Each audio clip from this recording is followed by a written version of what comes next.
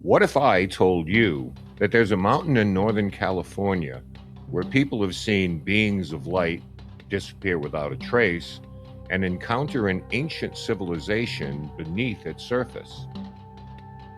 This isn't folklore from the Middle Ages. This is Mount Shasta, a real place, a real mountain, and one of the most hotly debated paranormal hotspots in all of the world. Tonight, we're diving into the legends, the eyewitness accounts, and the documented history about Mount Shasta. And by the end of this, you can decide for yourself whether this mountain is just a natural wonder or something even stranger.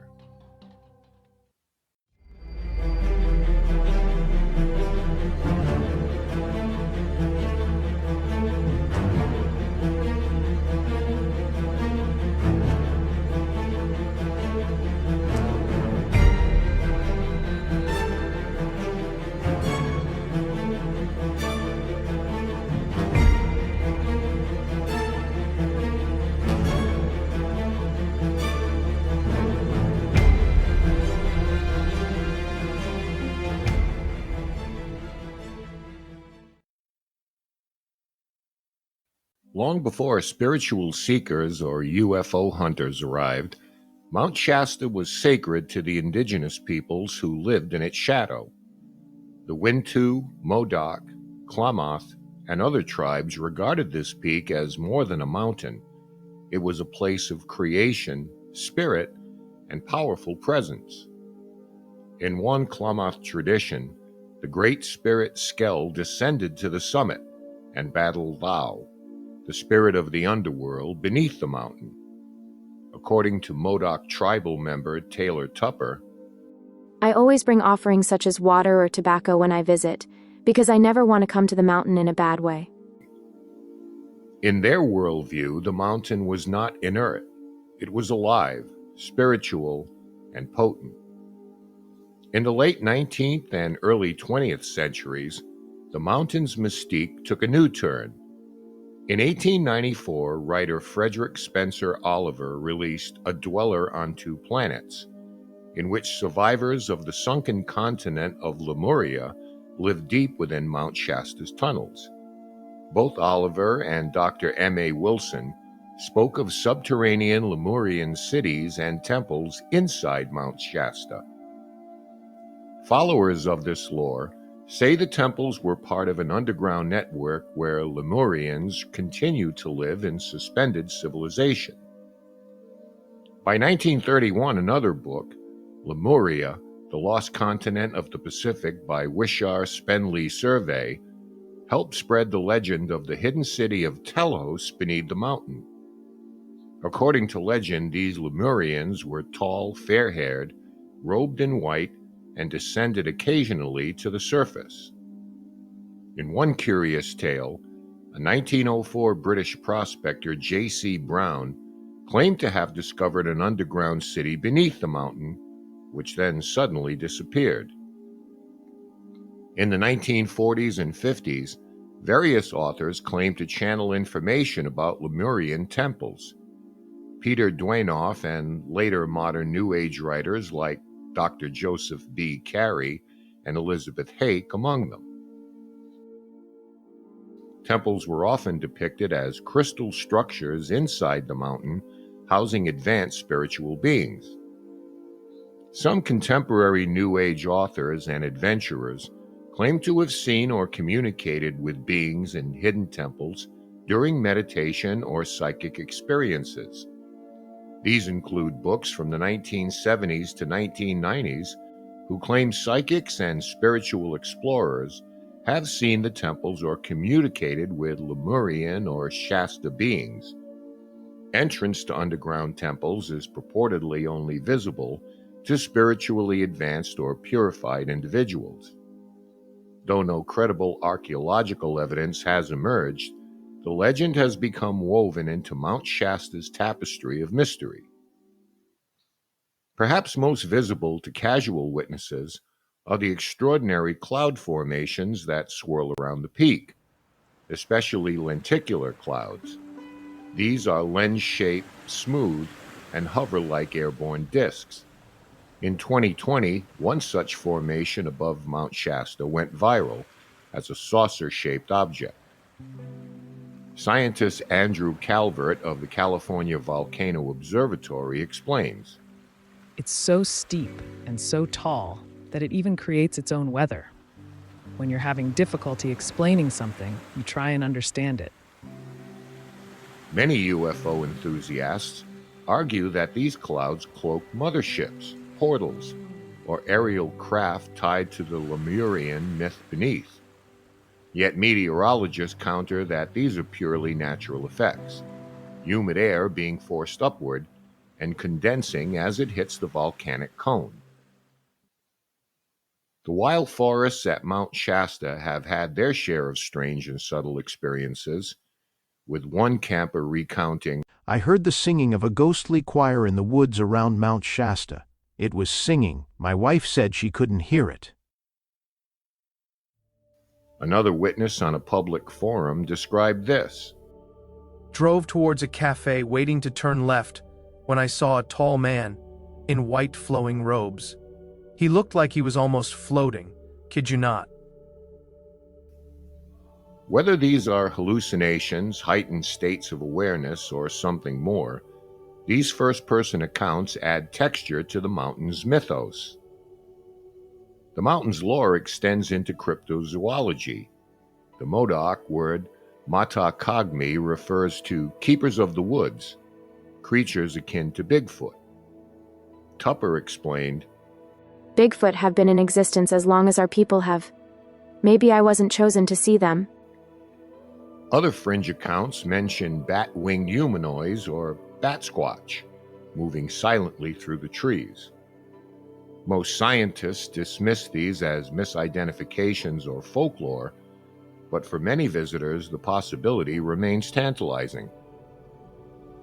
Mount Shasta is also pilgrimage ground for spiritual seekers. In the 1930s, the esoteric movement I Am activity, founded by Guy and Edna Ballard, claimed Guy encountered the ascended master Saint Germain on the mountain inside one of the spiritual temples that existed there. Today, countless retreat groups converge here, drawn by the idea of energy vortexes, dimensional gateways, and transformational experiences. Some visitors describe crossing a threshold, others simply report profound inner states, synchronicities, and visions. Whether this is due to the mountain's powerful visual impact, altered states of mind and nature, or something beyond, we may never fully know. Of course, reason has its place. Mount Shasta isn't just mystical, it's volcanic. Its last eruption occurred roughly 3,000 years ago, and geologists continue to monitor its activity. The mountain sits offset from other Cascade volcanoes by about 15 miles, a geological quirk that even the experts say defies full explanation. When you combine dramatic landscape, weather quirks, spiritual expectation, and folklore, the conditions are ripe for extraordinary perceptions. As one article in IFL Science puts it, this is a cornucopia of fantasies. It has UFOs, cults, long-lost civilizations, strange otherworldly beings, and disappearances. Which doesn't mean all tales are untrue, but rather we must pay attention carefully. Although Kenneth Arnold's famous 1947 UFO sighting was near Mount Rainier, it sparked nationwide attention, and soon after, locals around Mount Shasta reported unusual aerial phenomena. Early reports include bright lights hovering or moving at impossible speeds. Residents in towns like Mount Shasta City and Weed reported strange silent lights over the mountain. Many of these sightings describe discs or cigar-shaped objects moving erratically or hovering. Many of these encounters have multiple witnesses, with some corroborated by law enforcement as well as local newspapers.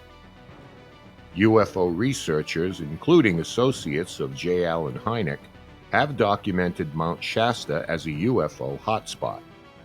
Reports often include daytime sightings of metallic disks, sometimes accompanied by strange atmospheric phenomena like sudden fog or mist. Hikers and campers report close encounters with unexplained lights in the forested slopes. A few claims describe landings or beings in remote areas. While unverifiable, the witnesses were typically credible locals or experienced outdoors people. Many sightings of these reports cluster around high altitudes and early morning or twilight hours. UFO organizations like the Mutual UFO Network, MUFON, have logged multiple Mount Shasta sightings with photographic or video evidence. Reports often described orb-shaped lights that hover or move silently, rapidly disappearing objects, and strange phenomena coinciding with unusual weather patterns on the mountain. Some witnesses naturally report a connection with mystical experiences, linking UFOs to Lemurian or spiritual legends. So where does that leave us? Is Mount Shasta the most supernatural place on Earth? It is undeniably a potent symbol of mystery, sacred to indigenous cultures, rich in myth, and visually dramatic. There are credible witness accounts, though anecdotal, of unusual figures, voices, phenomena unaccounted for by conventional explanation, for example, the floating robed figure disappearing in a crosswalk. Many of the legends, Lemuria, Telos, reptilian underground races, remain unverified. Scholars class them as myth and not established fact. Some phenomena, like lenticular clouds and strange weather patterns, do have scientific explanations, yet the interpretations vary. Ultimately, the mountain thrives in the space between the known and unknown. That gap is where imagination, belief, fear, and wonder live. Whether you arrive as a skeptic, a believer, or somewhere in between, Mount Shasta invites you to look up, wonder, and question. Because even if a fraction of its legends, testimonies, and energies hold truth, then perhaps there is something that exists there beyond our everyday perceptions. So, is Mount Shasta just a powerful natural landmark shaped by myth and imagination? Or is it just something that people don't totally understand? The stories span generations, the witnesses are real, and whatever is happening here has clearly left a mark on those who've experienced it. So we'll let you decide what you believe. But if this mountain does have a secret, one thing's certain, it's not done being spread around yet. If you enjoy deep dives into paranormal cases, subscribe here for more true stories of hauntings, the supernatural, and unexplained phenomena. And in the meantime, remember, stay spooky.